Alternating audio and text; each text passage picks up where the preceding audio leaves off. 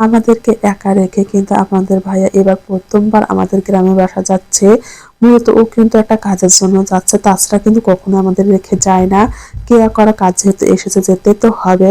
Hello viewers, আসসালামু আলাইকুম। আজকে আমি মিষ্টি কুমড়া ভাজি এবং ভর্তা দুইটাই করব, কারণ আমার ঘরের দুজন দুই রকমের খেতে পছন্দ করে।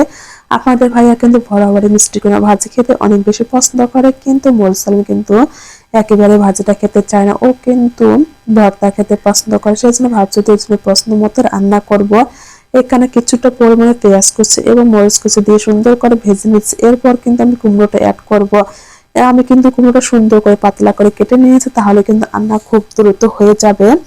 আর আমি কিন্তু ভাজিতে কোনোভাবেই পানি অ্যাড করব না, পানি অ্যাড করলে কিন্তু এটা ভেঙে যাবে, একেবারে গলে যাবে, আর ঢাকনাটাও দেওয়া যাবে না।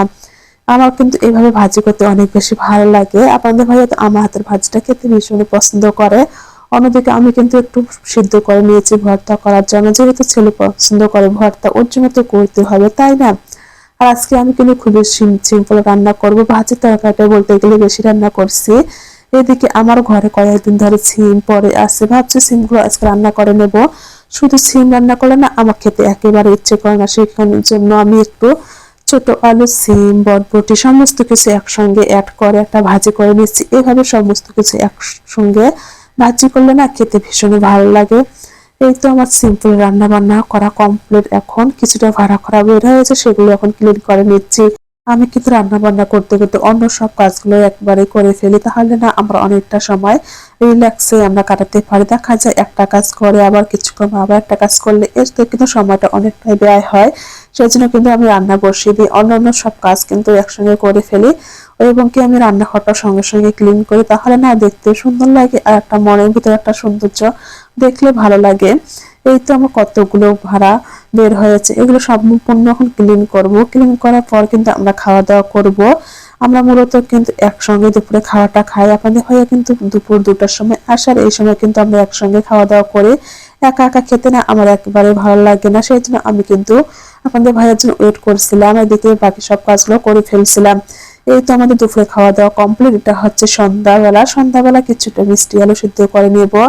মোরসালাম তো মিষ্টি আলু খেতে অনেক বেশি পছন্দ করে, সেজন্য আপনাদের ভাইয়া কিছুদিন পর পর কিন্তু মিষ্টি আলু নিয়ে আসে। এইদিকে খাওয়া দাওয়া করতে করতে আপনাদের ভাইয়া কিন্তু চলে এসেছে। ও কিন্তু কয়েকদিন আগে কিছুটা শার্ট প্যান্ট সেলাই করতে দিয়েছিল দর্জির কাছে, সেগুলো নিয়ে এসেছে। নিয়ে এসে কিন্তু আমাকে দেখাচ্ছিল। এদিকে কিন্তু ও এগুলো নিয়ে আসতে গিয়ে এক জোড়া জুতো নিয়ে এসেছে, আমাকে কিন্তু দেখাচ্ছিল কেমন হয়েছে।